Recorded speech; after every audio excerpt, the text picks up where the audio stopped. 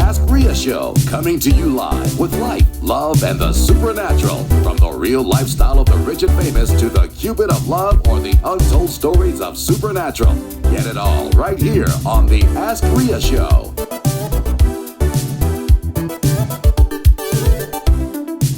Now, here's Ria. Today on the Ask Ria Show, losing a life could be very devastating, especially at a young age. My guest today not only lost his father at a young age, but later in life, it cost him 40 years in prison. You don't want to miss this. We'll be right back. If you've got a story that you want to share with the world, why not ask Ria and make your dream a reality? Only on the Ask Ria Show. Human trafficking is slavery. And it happens all over America.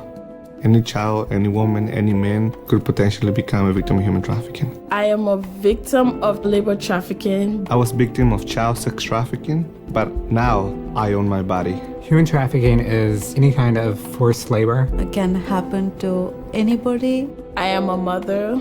I am an author. I am a son. I'm an advocate. I am an educator. I'm a sister. I am a brother. I'm so much more than what happened to me. I am strong. I am brave.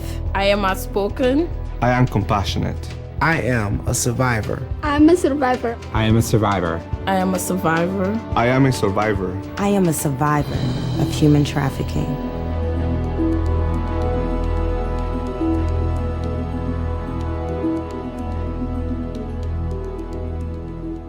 We're back with your favorite host, Ria, from the Ask Ria Show. Now, here's Ria. My guest today is Harold from Plainfield, New Jersey, and his wife, Patricia.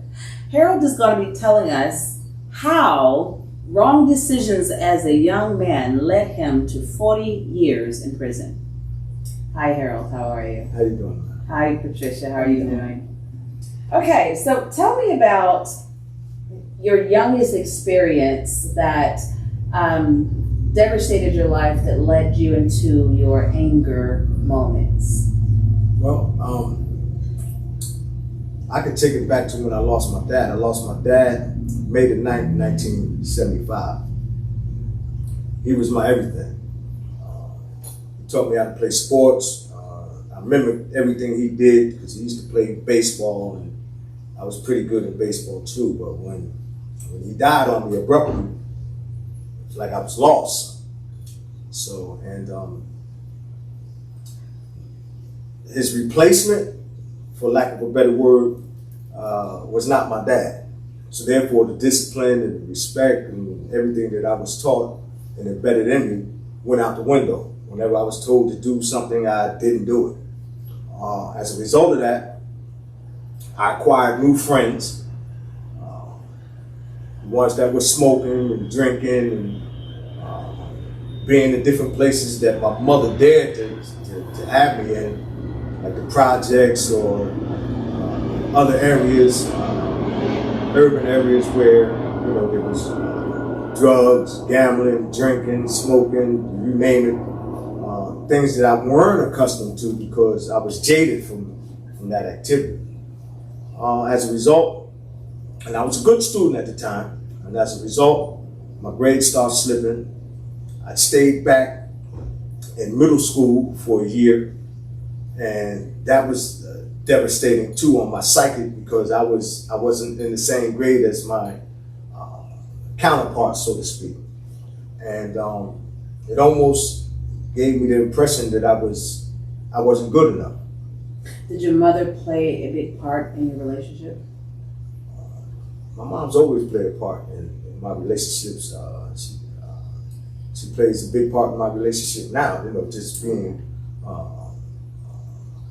an overseer in terms of, one's emotional outlook towards living life on life terms on the outside as opposed to being inside all the years. But I just want to revert back to losing my dad. Because prior to that, I didn't know what getting high was. And I smoked one we call it joints back then, but today they call it blunts. I smoked some marijuana one day, and I fell in love with getting high. And I chased that euphoria for the better part of my life up until about 22 years ago when I started practicing sobriety. So even though when I went to prison, I used drugs in prison for 20 years. My first 20 years, I used drugs. I was numb to everything. Well, I tried to be. I didn't want to face the reality of taking someone's life, taking a breadwinner away from a family, and things of that sort. And holidays, whenever they set the table, it was someone missing at that table. At the same token, I destroyed 2 families at the time, the family of the victim and also my own family that I destroyed. So for 20 years, I languished in prison and like I said, I was numb. And I didn't care about nothing or no one. And I just was, I had life in prison. So I never thought I would see the light of day. So leading up to life in prison, where were you and what did you do to cause you to go to prison? Well, once I started getting high, I graduated from smoking marijuana to drinking, then from drinking to taking pills, from taking pills to sniffing cocaine, and eventually, my drug of choice, I fell in love with heroin. So once I started using heroin, and I was unskilled, I didn't have a job, I was young, and the only way for me to acquire money to get high was to rob people. And that's what I did. I was robbing whatever, convenience stores, gas stations, wherever I thought I can get money from, I would take my gun and go rob. This particular day, it was December the 20th, 1980, I remember it vividly. I was walking to meet some friends, but I always had my gun on me at the time. And it was a convenience store on the corner of Clinton Avenue and Front Street in Plainfield, New Jersey. So I sat across the street for about a good 20 minutes, just staking it out to see who comes in and out of the store and things of that sort. So then I walked into the store, and once I pulled the gun out, I announced it was a stick-up or a robbery, and the gun went off. And when it went off, it hit the person behind the counter, right smack between the eyes, or right in the middle of their head. So as soon as you said, this is a stick-up, I pulled it out, and it just went off. We learned through forensics and other things later on at trial that the gun had a hairline trigger. So, which doesn't negate, my behavior at the time. It's just that was the condition of the gun that I had. And as a result of that, I went and I left. Actually, I left that store and went and robbed another one. even after that? That's how cold I was at that time. I didn't care. So I went right up the street and robbed somebody else, and went and acquired some heroin. And believe it or not, it didn't even get me high. It did not get me high. And I had a couple bags of it, and I sniffed all of it. It did not get me high because I knew in the back of my mind that I did something wrong. So I went on a run for a few weeks down Long Branch, New Jersey. I had a big family down there. They just thought I was visiting, but they didn't know that I was on a run from committing murder some 3 or 4 weeks earlier. So I stayed down there about 3 or 4 weeks, and then I ran out of money. So when you run out of money, you got to do, well, for me, I just did what I was prone to do at the time, was rob. So what I did was I came back up to Dunellen, New Jersey, and I committed a robbery, and I got caught for a robbery that had nothing to do with the murder that I committed a month earlier. And how did you get caught? I got caught. They had a silent alarm in the place. Oh, gotcha. And the guy was taking his time getting the money and stuff like that. So by the time I did get the money, I ran right smack dead into the police at the door. They was coming in and I was going out. And I landed in Middlesex County Jail. I got 10 years for that robbery, so I wound up going to a youth facility called Bordentown, New Jersey. It's a jail. And while I was in Bordentown doing the 10 years, that's when a murder fell on me. So one day I was called down and the U.S. Marshals and the Union County Sheriff's Office, they had me in a room. It was like, well, you know, you Harold Frazier, because I did that robbery under an assumed name. The name that I was using, which was the alias, was called Kevin Stout. But anyway, to make a long story short, I was arrested. I was taken up to Union County Jail and booked for the murder at that time. So then they sent me back to Bordentown. And at the time, when you had pending charges like that, like murder, that's the most serious charge you get. I got transferred to Trenton State Prison. So when I got transferred to Trenton State Prison, I went to trial from Trenton State Prison and got found guilty and was sentenced to 25 years to life in prison. Wow. At the time, I really didn't care, to tell you the truth. I did not care because... So sitting in the courtroom when they were getting ready to announce your sentence, what did you feel like? I just felt like, man, just get this shit over with. Send me back, you know what I'm saying? Send me back to where I know I'm going to be living at for the next 25, 30 years. And after your sentence, when did you actually become remorseful? It took 10 years. 10 years into my bid, I was in a hole. I had gotten in trouble in prison, because in prison you get in trouble. Actually, they got like 500 rules and regulations that you gotta abide by, and I wasn't abiding by any of them. So I was in a hole for a period of 30 days, and I had an epiphany. I was like, dang, man. 10 years that went by. I was 29 years of age then.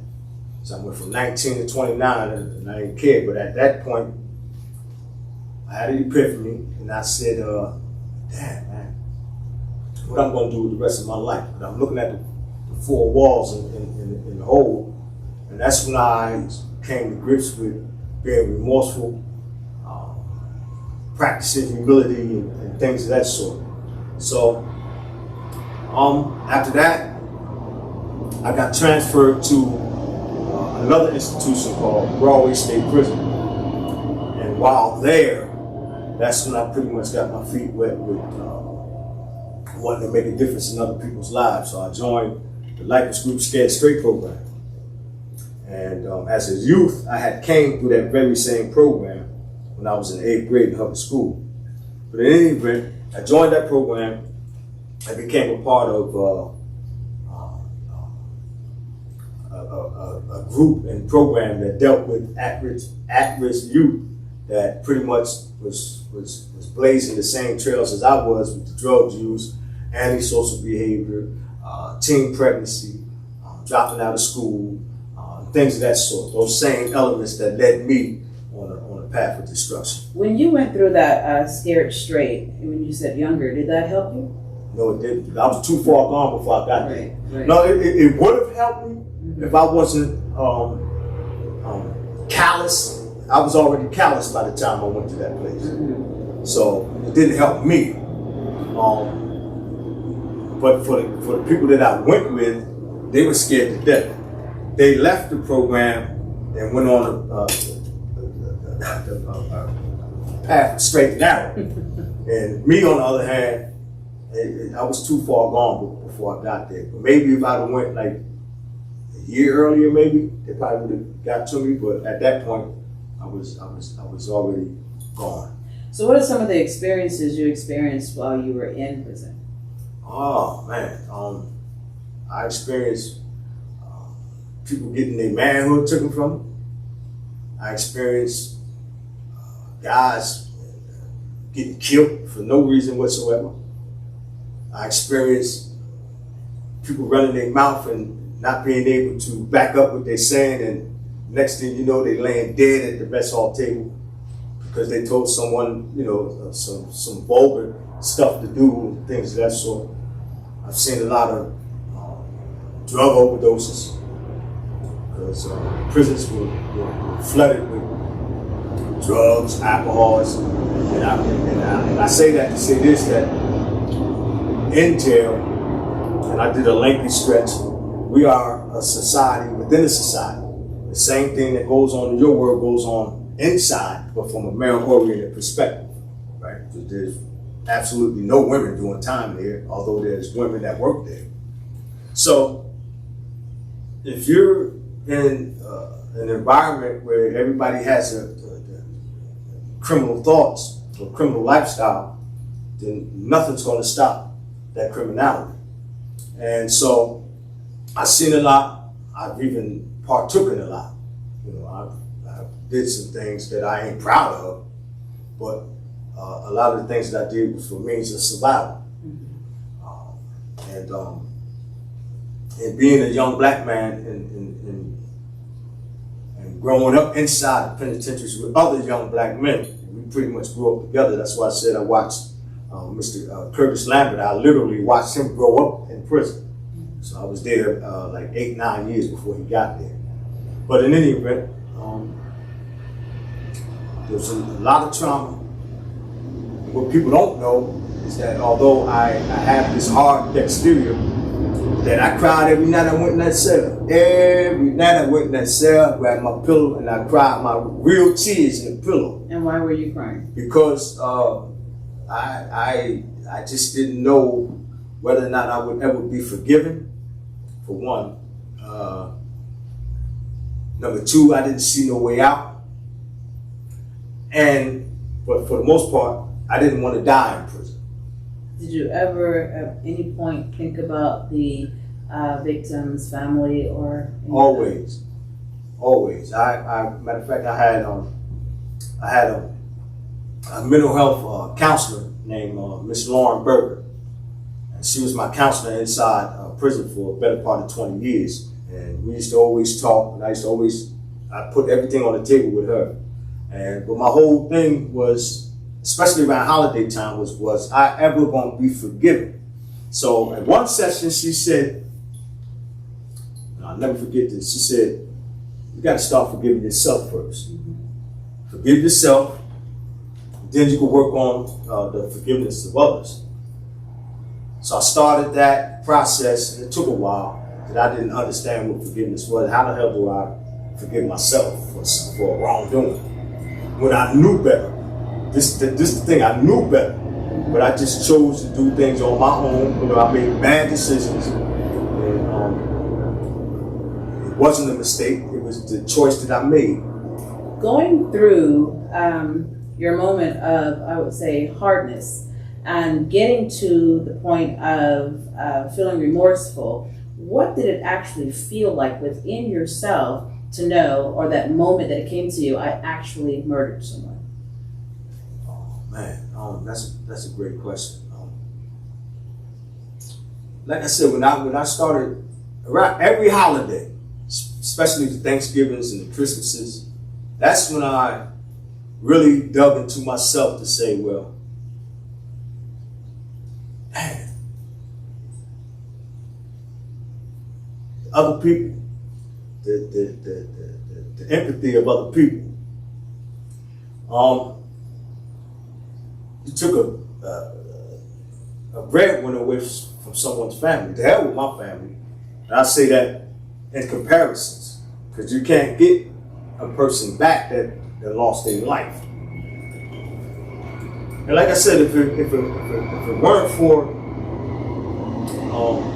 the Life Group program,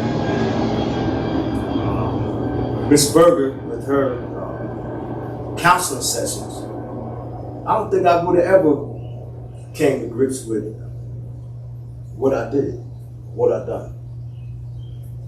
Some years later, I got involved with the hospice palliative care program in another institution, Southwoods State Penitentiary, and I did that for like 7 years. that's when humility kicked in for me.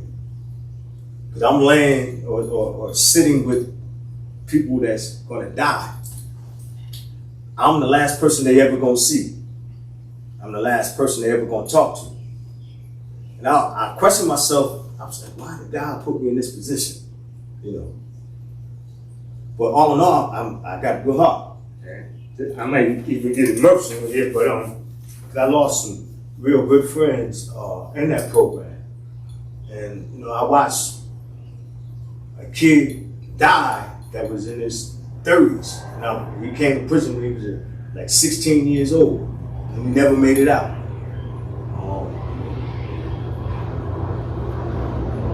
It was crazy.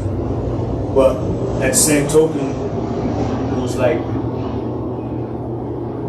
why am I here? Why did you choose me? And the question and the answer always came back, why not you? What is the one thing you can remember saying to anyone who was on the death row that encouraged them? A person that's on death row? I tell you, prayer works. I can say that. I prayed for years. My wife prayed for years. I had people always praying for me. Even though I did wrong, even though I did things that they weren't proud of, they still prayed for me. So I'd say prayer works, but death row is an entity all to itself. But I compare death row with the prison cells. They're death rows too, because you never know if you're gonna wake up in the morning. You never know if, because you know, we succumb to the cancers, we succumb to the AIDS epidemic, hepatitis epidemic.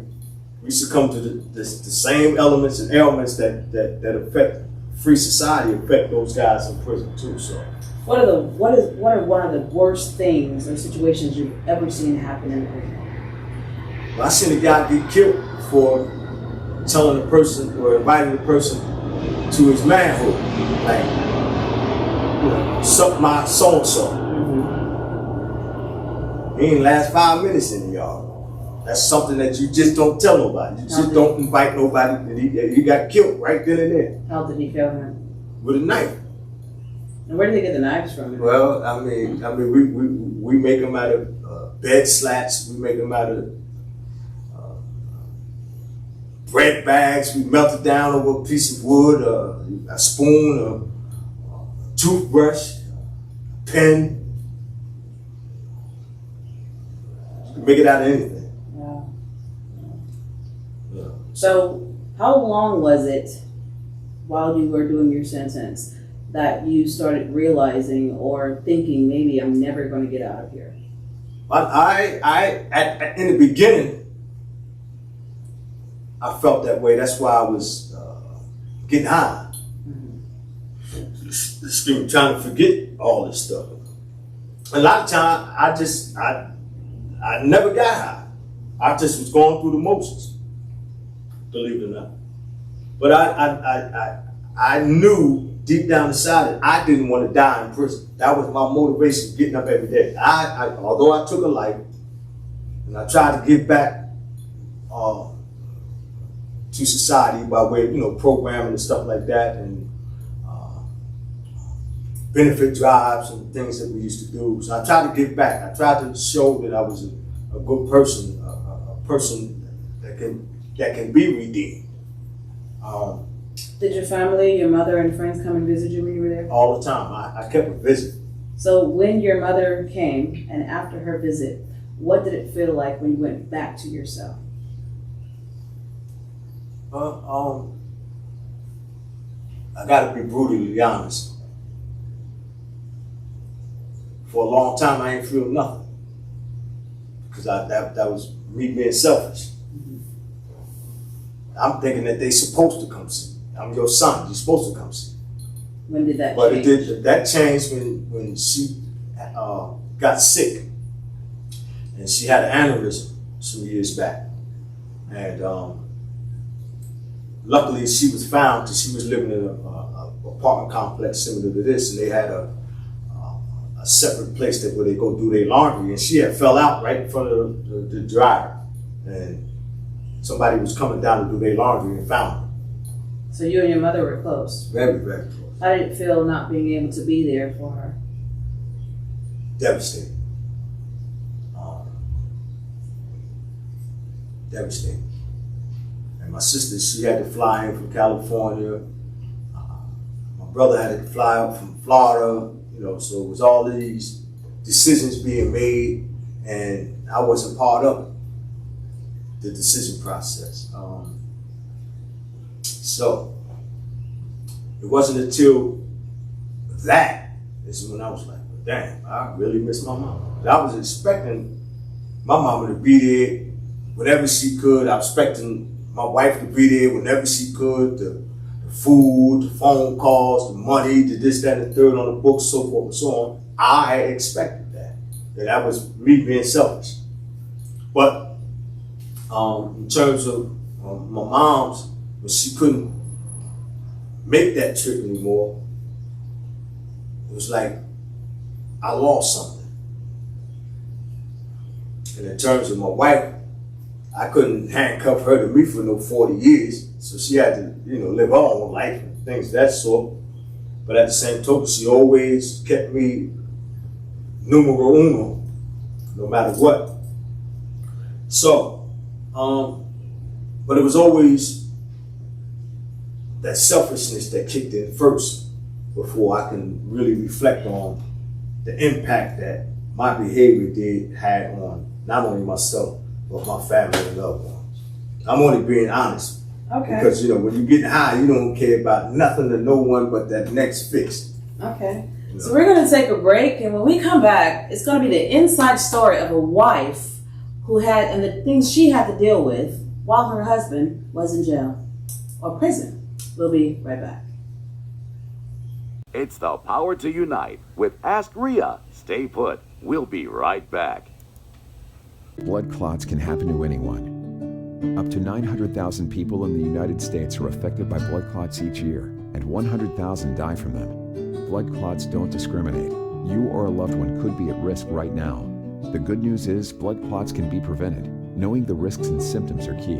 On average, one person in the United States dies of a blood clot every 6 minutes. Don't let that be you or someone you know. Learn more at stoptheclot.org/spread the word. We're back with your favorite host, Ria, from the Ask Ria Show. Now, here's Ria. Welcome back. We're now talking to Patricia, the wife of the man who committed the murder, and we want to know the inside story of what she went through. Hi, Patricia. Hi. So tell me, how long have you been married to?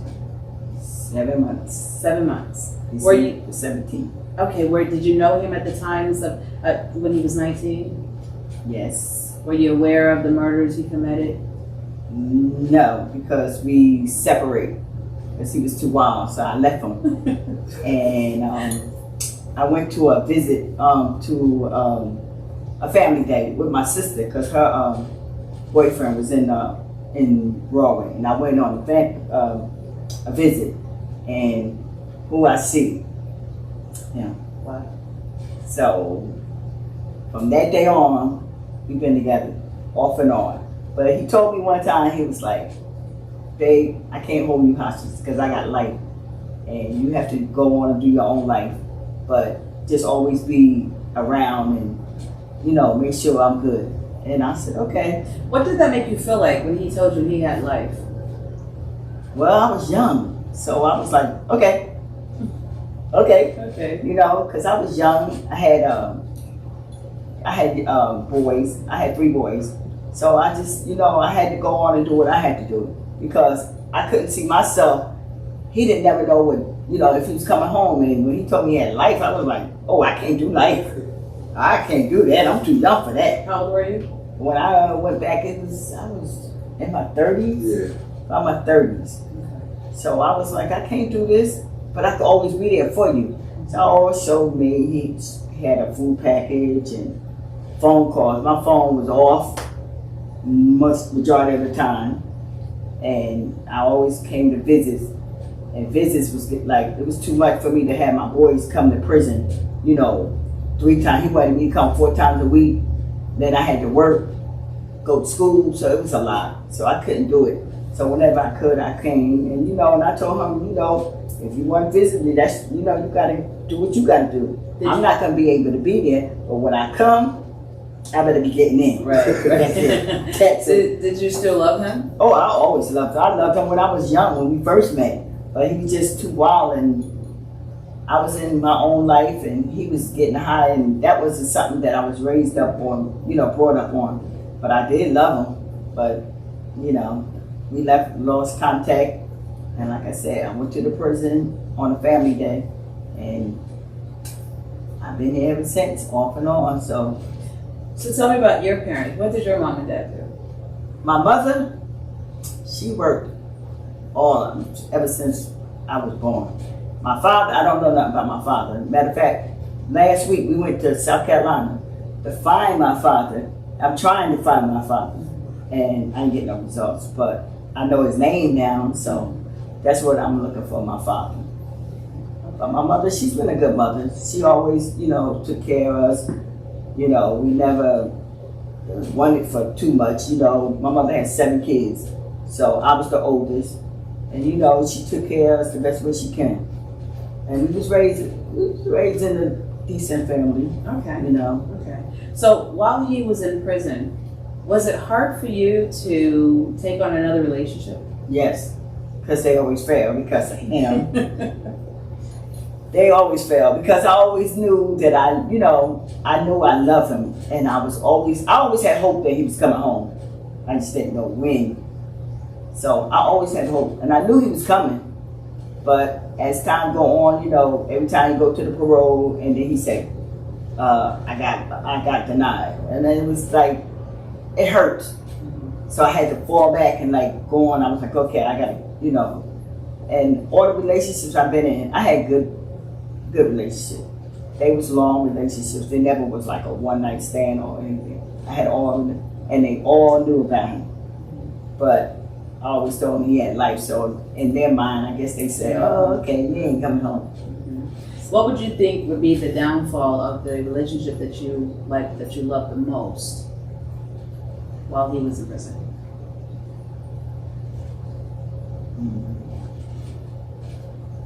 The downfall? I don't know. Like what would cause, let's say, knowing how you feel about him and you're in this relationship, did you ever at one moment think, wow, what if he comes back? Oh, I knew he was coming back. And I love this guy, and what am I? I never loved nobody. Okay. I never. Okay. That's one thing, I never. That's what I told him. I say, dang, I'm that bad that I'm in a relationship that I don't love this person. And,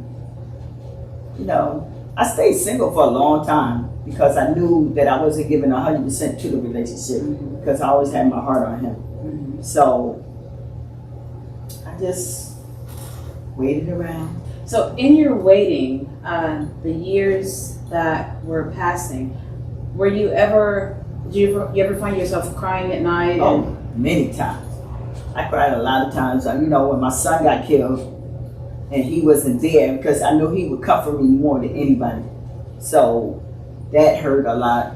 And I cried many times, even when he would call me sometimes, like if I don't talk to him for like 2 or 3 months and he'll call, I cry on the phone. He was like, baby, you got to stop crying because I can't call you crying because you're making me sad. So I had to put on a different face. But after I hang up, it was like, oh my God, my heart is gone. So, and I keep praying. Like he said, prayers answered, because I tell you, I prayed a lot. What happened with your son? He got killed. Somebody murdered him in New Jersey in 2013. Was he involved with anything? No, he was the good son. Okay. And all I know is I was talking to him. I was coming home from bingo. I love bingo. I was coming home from bingo, and I told him it was raining too hard for me to talk to him. Give me a chance to get home, and I'll call you back. I got home, and I think I took a bath, or whatever I did something, and then I laid down, and the next, it seemed like 5 minutes, somebody called me and said, Randy got killed. I was like, no, he ain't. I just got off the phone with him. But, and that's his picture right there. I mean, they ain't a picture, but that's his, Wow. Wow. So, and knowing that he couldn't make it to the funerals. And at the time when Randy got killed, I hadn't talked to you for like a couple of, maybe a year? Yeah. Maybe a year. I hadn't talked to him. And Randy is the son that went through Scare Street with him. Oh, wow. And he called me, he was like, I'm gonna get Randy. Because Randy wouldn't listen. And Randy was close to him more than my other two boys. Mm-hmm. And Randy loved him like a father. I mean, oh man. So Scared Straight worked for Randy? A little bit. A little bit. I mean, he wasn't a bad kid. I mean, like, he wasn't out here robbing or nothing like that. Right. He was a good kid. He was a good kid. It's just that I don't know. So, when you were in prison and sitting in your cell, and let's say after you got off a phone call with her, what did you feel like inside? Well, a lot of times I felt good. And I went from the phone because I could talk. So when she said her phone would be off, that's because I talked it off. The bills would be astronomical, So it might be off for a little while. But I used to write long letters. 20 pages, 30 pages, 50 pages. I can write. And my letters be 1 page. Yeah. 1 page. Yeah. Okay. So, I used to write, send it. I didn't use regular mail, certified mail, or either in a legal envelope. That's how, I used to write the whole thing. So did you guys ever cry together on the phone? Cry together. Cry together on visit. Yep. Cried. We used to cry. I cry and then he started crying, or he crying and I start crying. So, he's been my heart since, oh my God. I love this man for so long. And I think that's the reason why my relationships never had to last, because of him. And I'll tell you, he wasn't gonna marry nobody else. He was gonna marry me. I put in enough of time with him. And he was gonna marry me. So when he came, or matter of fact, I didn't even know he was coming home. His aunt snuck up and told me. And I was like, what? And then when I found out, that was the best day of my life. Not saying the wedding day, but that was one of the best days of my life. Did you go pick him up? Mm-hmm. Tell her the story. I'm gonna tell the story because it was a surprise. Okay. Because me and her brother, Ricky Green, we like this. Mm-hmm. So we had hashed out this plan, and God forbid, I don't know why, because plans never work for me. They just don't. Plan A, B, C, just. They put it on Facebook. That's why they put it on Facebook. My release was, they had guys that put me on Facebook. That's how she found out. But she wasn't supposed to find out that way. She was supposed to find out with flying her up, because she liked the casino. Yeah, the casino. So fly her up to the casino in the Wind Creek in Pennsylvania, or either one in Atlantic City. It don't matter. And then just me coming from around the home. But it didn't work out. How did it work out? Well, I missed the flight. Well, I missed my flight, and I just happened to go on Facebook, and I told my girlfriend, I was like, wait a minute, is this my part? Yeah. And then I see his daughter in the back, and I was like, no, this can't be him. So I called his daughter, and his daughter was like, well, let me call you right back. So I was like, okay, you know what? I told my girlfriend, I ain't going to New Jersey bumping. I ain't going. And then what happened, he called and talking about, well, it was supposed to be a surprise. I was like, why you do that? I wanted to be there. I waited all these years. That's what I wanted to do, is see him walk out of that.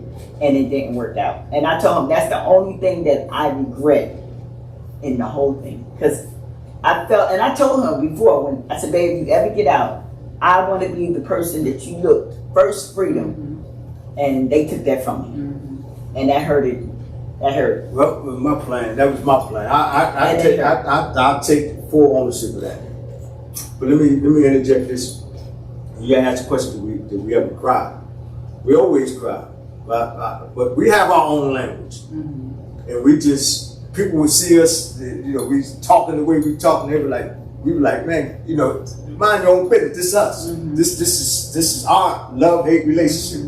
Not hate so much, but we just have a different way to. We rough. I'm gonna tell you, We rough. Right. Put it like that. We rough. She is the funniest person I know. We have a lot of fun. A lot of fun. I mean, laughing. Like I said, we have our own language, so she'll say something and I'll know exactly what she means, or I can say something and she can finish my sentence like that. So I know that this is my soulmate right here. I don't care what nobody say.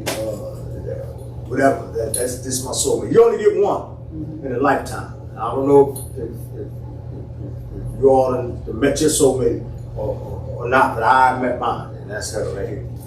So when you met him and saw him for the first time in 40 years, what went through you? I was scared. I was scared of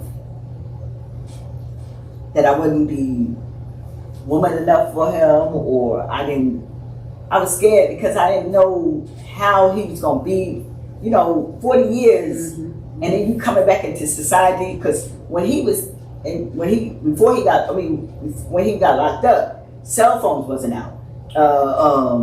Stop sign, the traffic lights, the cars are different. So, I had to, it was scary because it's like I'm teaching a kid all over. But I know he a man, but it's like his cell phone. I got so mad with him with that cell phone. I just started throwing it away because he was like, I said, babe, gentle, just do this. And he like this, and I was like, oh my God. And then we go to we went to the store the first time, and he had his wallet in. He put the wallet on. We don't put our wallet on. You know that. And then he's sitting there, he counting his money out in public. I was like, babe, you're gonna have us robbed. We can't do this. So it took it's patience and love. So I had to do that. But it was scary. It was really scary. And I was like, oh, I don't know if I'm gonna be able to do this, or are you gonna be happy with me, or this or this and this. So it was a lot going through my mind, but eventually, if you love somebody, you'll work it out. How did it feel stepping into the new world when you stepped out? Well, I had a lot of legal battles while I was in, but the day that I stepped out, I felt like I was supposed to have been there the whole while. I just had this odd feeling like, I'm happy I'm here, but I was supposed to have been here years ago. I literally did 12 years extra. I did 12 years more than I was supposed to do. When you first saw her, when you came out, did you cry? Now we laughed. We laughed because we didn't. Because I had surgery on my foot. Surgery on the foot, so her foot was like in a semi-cast. And we was at Philadelphia Airport. That's what she flew in the Philadelphia Airport, and it was just a big smile. You know what I'm saying? Big smile, laugh, hug, obviously, and her attitude kicked in instantly. Like where we going? Like who? Like calm down, chill. I always got to be the voice of reason. You know what I mean? But no, we laugh. Like I said, we have a lot of fun. We have a lot of fun, and just let me. I know I'm all over the place. I know you're going to edit some stuff, but anyway, just to change the story just a little bit. We went to what's that? Centennial Park here in Atlanta. Oh yeah. So this big Ferris wheel. I ain't never been on a Ferris wheel. Everything I'm doing now is a first for me. My first apartment, my first, everything, married, so forth and so on. So that, I did 40 years. So when I went in, I was 19. And actually, when I came home, my mindset was still 19. I was a 59-year-old man, but I was like doing things like I was 19. Got my sneakers, different clothes. You said I got my knees out and all this other. Man, I hope 60-year-old people don't dress like that. You know what I'm saying? But so we get on the Ferris wheel, right? So, you know, my best friend, you know, I cuss a lot too, excuse my friends. I was like, why aren't you dragging me over here? You know. She's like, now we're gonna get on the Ferris wheel, this, that, that. All right, you know, like I'm grabbing her hand, I love you too, I'm getting on the thing. So we go around, we don't make it around. Because they stopped us on the top. They stopped on the top. And I was like, oh my And God. it's the first time I can say he never talked at all. And you should see the video. It is so funny. Yeah, because I was like, babe, you ain't got nothing to say. He was like, when are we getting off? And I told him, man, let's go around one more time. He was like, one more time. So it was so funny. But like you said, like I told him, I said, you know, we've been together, but we just got married. And I told him I'm trying to get him to do a lot of things. Because he lost a lot of youth year. So he did a lot of things. Now I'm trying to get him to learn how to drive. Men do not like you to tell them how to drive. No, at all, because I know how to drive. No, he don't. No, he don't. No, he don't. But he's learning, so I gotta, you know, and then I try to get I'm his learning credit. how to listen to my driving instructor. Right. Now I'm gonna say, because I know how to drive. No, you don't. I know I go to the store every day. No, you don't. And so, try to get him his credit together, get him a credit card, tell him that you got to get back to society. You have to live right. So he had to get a lot of things he had to do. So he got a job. I said, babe, now you need a credit card. You got to get credit stamped because we swipe. It's no money no more. We swipe, and that's him. He want money. Yeah, my two, that's this part. I ain't mean to cut you off. Those are the two biggest adjustments for me. The paper money is replaced by cards. And I'm used to pulling out a knot or whatever, you know what I'm saying? So and I was like, huh? Card for this, card for that. And that phone. I messed up a lot of phones. How many phones I done had? I done broke like 3 or 4. What about the teller machines? What's that? The ATMs? Yes. Oh, I know. Oh, you know what? It's ridiculous. We go out to eat. Why do you got to go to the ATM machine when you could give them the card? Right. And we argue about that, and then I get mad and I walk out because I tell him, babe, you don't need money. You need swipe it. You tip him off of there. It's everything, and that's it. It's like it's hard to get him back into society. That's the whole thing. Well, He getting better. He's getting much better. Like I said, he's getting better because everything takes a step. And like I told him, I said, I'm teaching a 19-year-old, but you 60, but you're 19 in the mind, but you keep talking. And I say, babe, listen, because I've been here. Listen. And like, you know, he's getting much, much better. So you are the true backbone. Oh yeah, she still is. Yeah, but it's just that, like, as a man, and I'm quite sure brother can attest to this.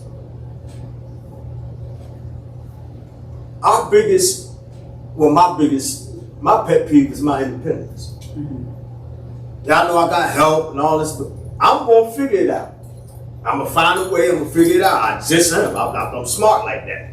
You know, I'm gonna figure it out. And it's not even the assistance or the suggestions. It's the nagging part. Because I do that. You understand? But did you call them people yet? Did you do the I got my own time. Yeah, I'm slow. He's slow. I'm going to the same bathroom y'all went in. If I go in there right now, what time is it?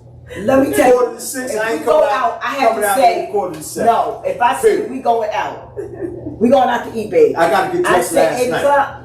I say, but I'm lying. I say, babe, we going out at, I tell him at 5 o'clock, babe, we going out like 7 o'clock. But we really going out at 9. Because I got to tell him, because he's slow, and then I be in the car like this. Babe, what is you doing? Oh, my glasses. Take my picture. I was like, get out of the prison system. Good day, you in real life. So it's that. But like I said, he's good. He's getting I can say every day he's growing more and more. The thing that women often say is, I don't want to teach anymore. Have you, going through having to teach him the things, does it ever get to you inside? Wish he would, just snap out of it, or could snap out of it, or something of that? No, because I know where he came from. So it don't. It's like this is my partner. I have to teach him. I have to teach him my way and our way. No, I mean, as like when you're teaching him something or you're telling him something up today, and you told it to him so many times, does it ever get to you? Yes.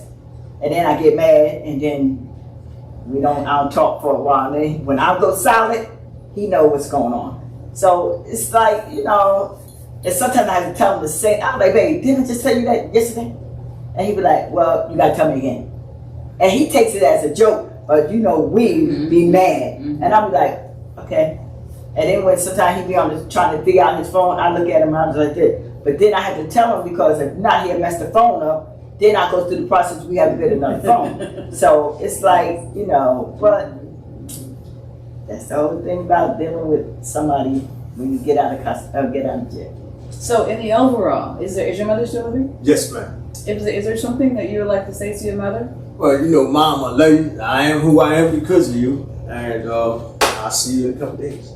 She's the best. I'm flying up to see her Friday.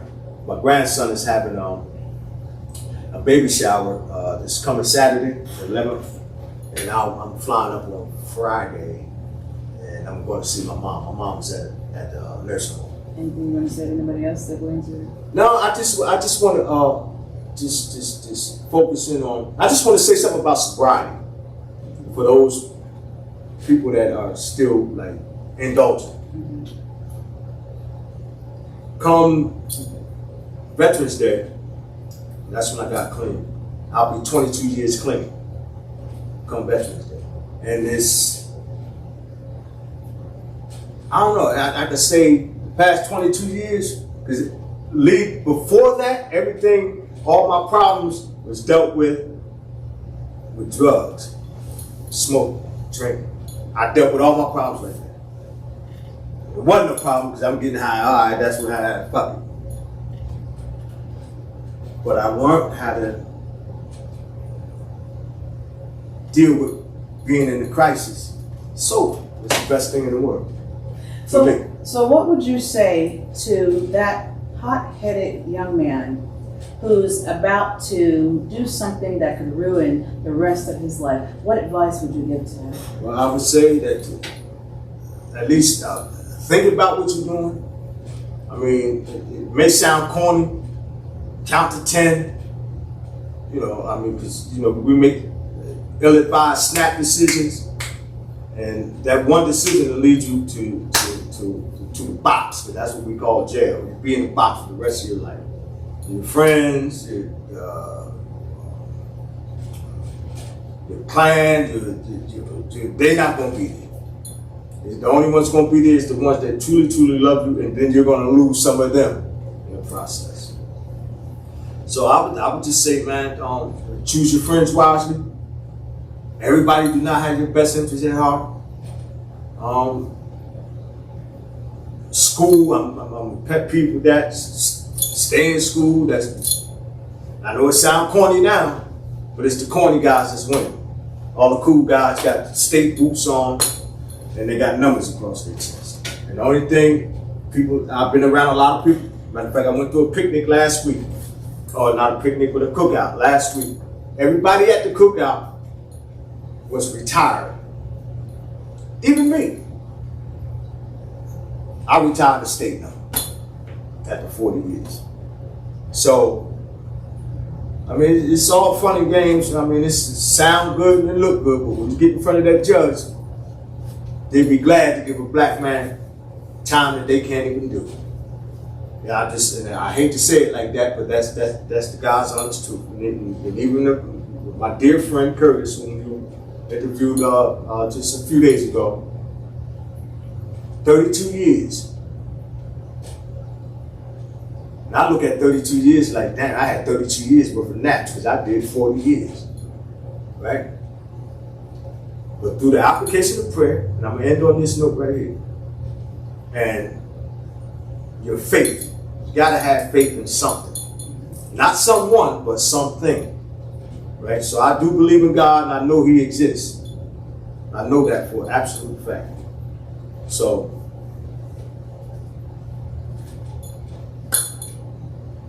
decisions. That's what it all boils down to.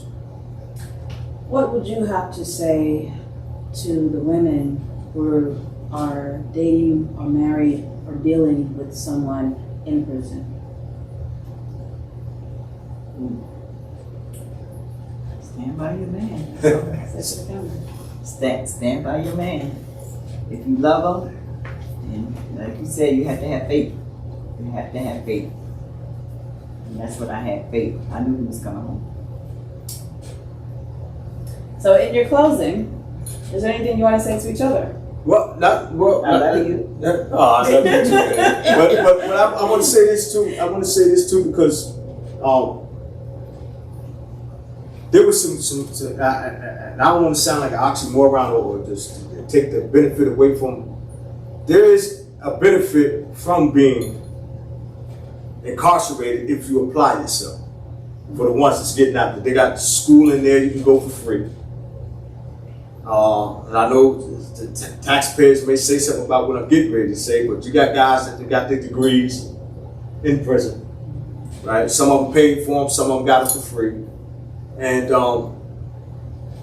95% of the guys that's going in is coming out one day. So what type of person do you want coming out? Not the same person that went in.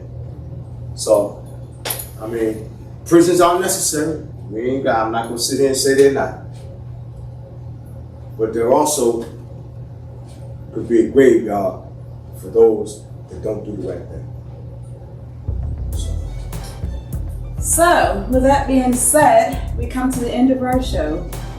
And as I always say, or as I'm going to say now, if you have anger problems, if you have that, whatever it may have been, whether it had been a father who passed or a mother who passed, or something that angered you as a child, seek help.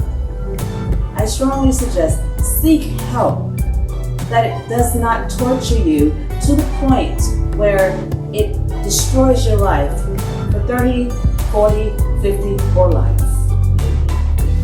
So until next time, keep it real, keep it positive, keep it real.